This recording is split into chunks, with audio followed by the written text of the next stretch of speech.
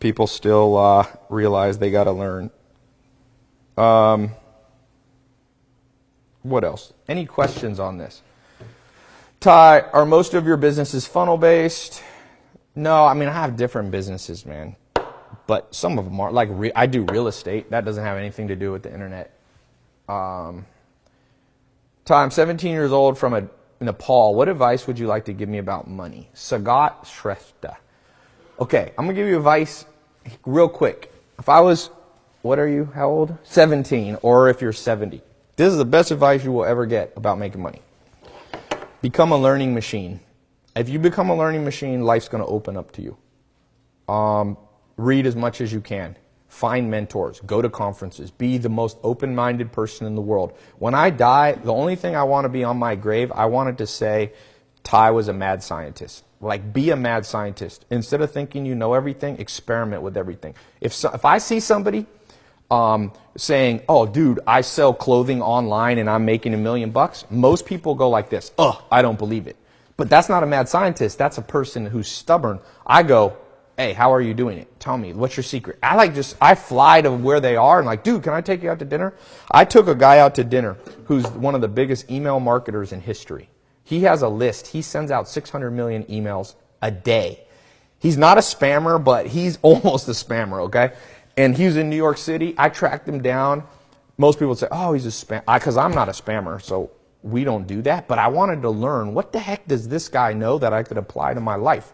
I took him to this steak dinner. Jim Rohn used to say, poor people should take rich people to dinner. And he said, people get mad at him. They say, no, rich should take poor to dinner.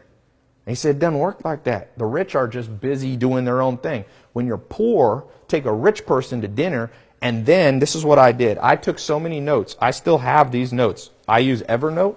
Right there on this app, those were about 7 years ago. I took this guy, his name is Victor. I took him to dinner, and I said, how are you so good at email marketing?